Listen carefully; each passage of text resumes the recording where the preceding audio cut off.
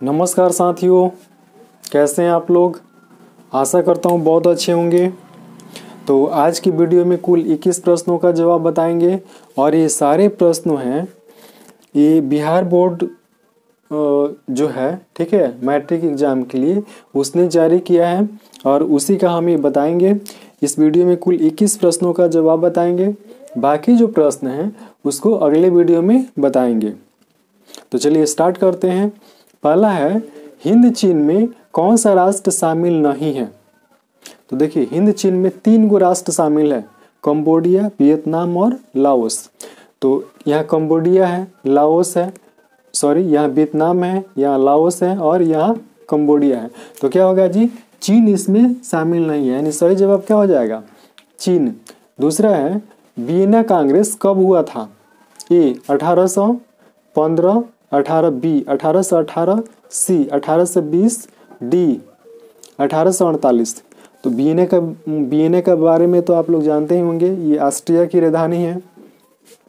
इसका सही जवाब होगा 1815। तीसरा सवाल है, भारत में गदर पार्टी की स्थापना किसने की।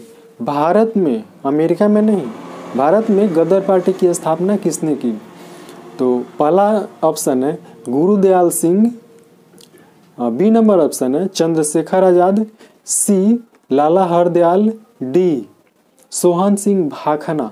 तो भारत में जो गदर पार्टी की स्थापना हुई थी उसमें सोहन सिंह भाखना का महत्वपूर्ण स्थान था, लेकिन इस पार्टी की स्थापना के पीछे लाला हरदयाल थे, ध्यान में रखिएगा।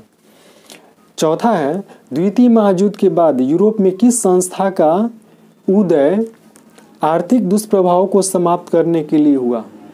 यानी दूसरा जब विश्व युद्ध समाप्त हुआ तो यूरोप में किस संस्था का उदय आर्थिक दुष्प्रभाव को समाप्त करने के लिए हुआ।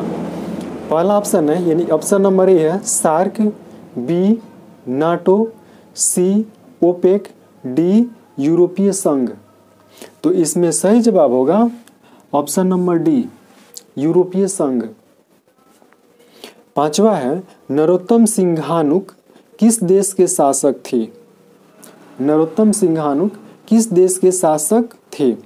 ए Vietnam, B Laos, C Thailand और डी है कंबोडिया। तो देखिए, नरोत्तम सिंघानुक कंबोडिया के शासक थे, यानी ऑप्शन नंबर डी, यानी ऑप्शन नंबर डी सही है। छठा है, वाष्प चालित इंजन का आविष्कार किसने किया था। यानी वाष्प से चलने वाली जो इंजन थी उसका आविष्कार किसने किया था। A Abraham Darby, B James Watt, C George Stephenson, D Robert Fulton. तो वाष्प से चलने वाली जो इंजन थी ना उसका आविष्कार जेम्स वाट ने किया था, यानी ऑप्शन नंबर बी, यानी ऑप्शन नंबर बी सही है। सातवां है, Tata iron and steel company की स्थापना कब की गई। ए 1854, बी 1907, सी 1915, डी 1923।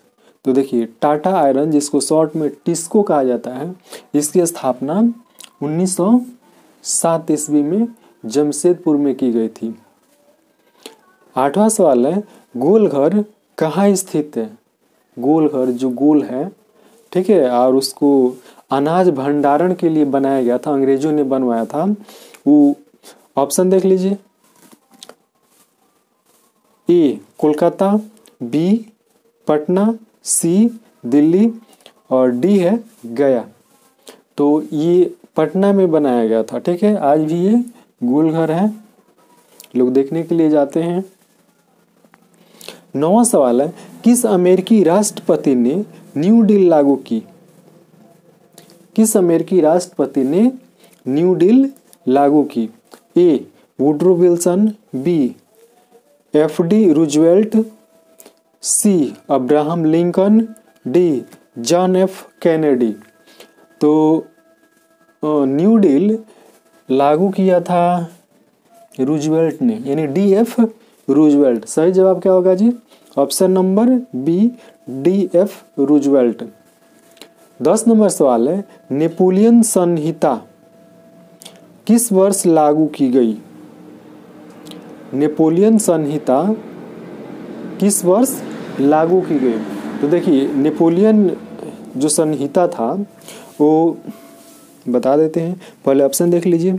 ए नंबर ऑप्शन है 1789, बी 1791, सी 1801 और डी है 1804। तो इसमें जो सही जवाब होगा, ये बोल रहा है कि किस वर्ष लागू की गई, तो लागू की गई थी 1804 ईस्वी में। अब 11 नंबर सवाल देखते हैं। 11 नंबर सवाल है फ्रैंकफर्ट की संधि कब हुई? फ्रैंकफर्ट की संधि कब हुई? ए 1864, बी 1866, सी 1870, डी 1871। अब इसका सही जवाब होगा ऑप्शन नंबर ये डी है 1871, यही इसका सही जवाब होगा। 12 नंबर सवाल है कार्ल मार्क्स का जन्म कहाँ हुआ था? जो कार्ल मार्क्स था उसका जन्म कहाँ हुआ था? ए जर्मनी यानी जर्मनी में, B England, C France, D Poland. तो इसका सही जवाब होगा जर्मनी, यानी जर्मनी में कार्ल मार्क्स का जन्म हुआ था। 13 नंबर सवाल है 1991 में निम्न में से कौन अस्तित्व में आया? यानी 1991 में अस्तित्व में कौन आया? ये चार जो ऑप्शन दिया गया है इसी में से कोई होगा।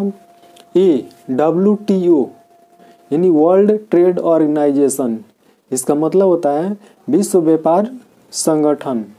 दूसरा है गैट, तीसरा नई आर्थिक नीति और डी नंबर है इनमें से कोई नहीं। तो देखिए 1991 ईस्वी में नई आर्थिक नीति लागू की गई थी, यानी ऑप्शन नंबर सी सही है। 14 नंबर सवाल है इन आर्थिक क्रियाओं में कौन प्राथमिक क्षेत्र से संबंधित नहीं है? सॉरी, इसका हम ऑप्शन लिखना ही भूल गए हैं। अब देखिए प्राथमिक क्षेत्र में क्या आता है? कृषि, द्वितीय क्षेत्र में आता है उद्योग और तृतीय क्षेत्र में आता है आयात निर्यात एवं व्यवसाय, जिसको हम लोग क्या कहते हैं? सर्विस सेक्टर कहते हैं। इसको ध्यान में रखिएगा। कह रहा है इन आर्थिक क्रियाओं में कौन प्राथमिक क्षेत्र से संबंधित नहीं है?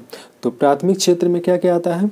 कृषि, और कृषि में जितना पालन है, बकरी पालन, गाय पालन, भैंस पालन, मधुमक्खी पालन, मछली पालन, ठीक है, खेती गृहस्थी, सब किस में आता है जी? प्राथमिक क्षेत्र में आता है। तो ऑप्शन के अनुसार देख लीजिएगा, यहाँ पर हम ऑप्शन लिखना भूल गए हैं। 15 नंबर सवाल है जमशेदपुर, दुर्गापुर, भिलाई और सलेम किस उद्योग के केंद्र है? देखिए इसमें भी हम ऑप्शन लिखना भूल गए हैं। तो जमशेदपुर देख लीजिए, जमशेदपुर में क्या होता है जी? स्टील बनाया जाता है, यानी लोहा बनाया जाता है। दुर्गापुर में भी वही है, स्टील बनाया जाता है। भिलाई में भी वही है, स्टील बनाया जाता है। और सलेम में भी स्टील बनाया जाता है। तो किस उद्योग के केंद्र है? तो ये लौह इस्पात उद्योग होगा या स्टील उद्योग होगा, जो भी ऑप्शन में होगा इसको देखकर लगा लीजिएगा। 16 नंबर है प्रति व्यक्ति आय का आशय है। प्रति व्यक्ति आय का आशय है। ए संपूर्ण आय, बी औसत आय, सी राष्ट्रीय आय और डी है सीमांत आय। प्रति व्यक्ति आय, तो प्रति व्यक्ति आय कैसे निकाला जाता है? कुल आय में कुल जनसंख्या से भाग देने पर जो भागफल प्राप्त होता है उसको क्या कहते हैं? प्रति व्यक्ति आय। तो इसका सही जवाब होगा ये क्या है? ऑप्शन नंबर बी औसत आय। ठीक है। 17 नंबर है राष्ट्रीय विकास परिषद का गठन कब हुआ? राष्ट्रीय विकास परिषद का गठन कब हुआ? ए 1950, बी 1951, सी 1952 और डी 1955। तो देखिए राष्ट्रीय विकास परिषद जो है उसकी स्थापना 1952 ईस्वी में हुई थी और इसके जो अध्यक्ष होते हैं वो पदेन होते हैं। पदेन तो आप लोग समझते ही होंगे, यानी पद पे जो रहेगा वही इसका अध्यक्ष रहेगा। इन हमारे देश में क्या है, मतलब जो राष्ट्रीय विकास परिषद है उसके अध्यक्ष मतलब पदेन अध्यक्ष प्रधानमंत्री होते हैं, यानी जो भी हमारे देश में प्रधानमंत्री चुन के जाते हैं, ठीक है, जिनको चुना जाता है वही राष्ट्रीय विकास परिषद के अध्यक्ष होते हैं। 18 नंबर है बांग्लादेश की मुद्रा है, यानी बांग्लादेश की मुद्रा का क्या नाम है? रुपया, ए नंबर है रुपया, B number dollar, C number krona, corona में समझ लीजिएगा क्रोना, ठीक है, और डी नंबर है टका।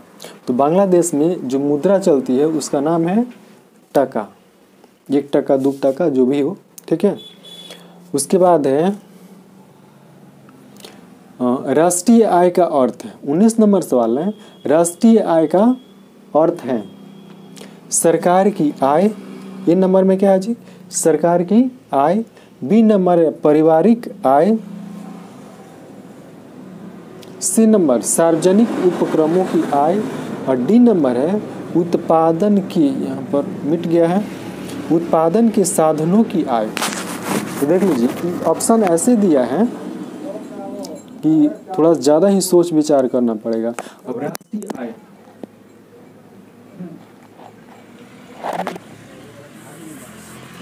माइक गिर गया। राष्ट्रीय, एक बार और सुन लीजिए, राष्ट्रीय आय का अर्थ है ए नंबर सरकार की आय, बी पारिवारिक आय, सी सार्वजनिक उपक्रमों की आय, और डी नंबर है उत्पादन के साधनों की आय। तो इसमें सही जवाब होगा option number A. Option number क्या होगा? ए। मतलब ऑप्शन के अनुसार देखा जाए तो सबसे सही जवाब होगा ऑप्शन नंबर ए। 20 नंबर सवाल है, भारत में उपभोक्ता संरक्षण कानून कब लागू हुआ? यानी उपभोक्ताओं के संरक्षण के लिए जो कानून बना था वो कब लागू हुआ?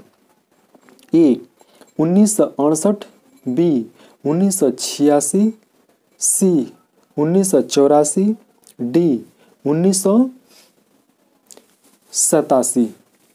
इसका सही जवाब होगा ऑप्शन नंबर बी 1986।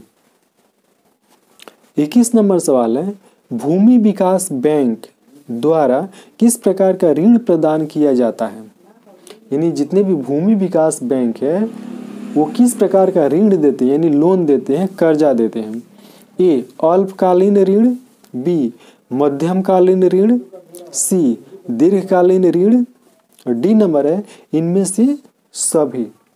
तो देखिए भूमि का विकास अल्प समय में तो होता नहीं है, लंबा समय में क्या होता है, भूमि का विकास होता है। तो जितने भी बैंक हैं भूमि विकास बैंक वो क्या करते हैं, लंबे समय के लिए ऋण देते हैं, यानी लंबा समय इसमें क्या होगा, यानी दीर्घकालीन ऋण। क्या होगा जी? दीर्घकालीन ऋण। तो आशा करता हूँ ये वीडियो आपके लिए फायदेमंद साबित होगा। ठीक है, तब तक के लिए नमस्कार, फिर मिलेंगे अगले वीडियो में।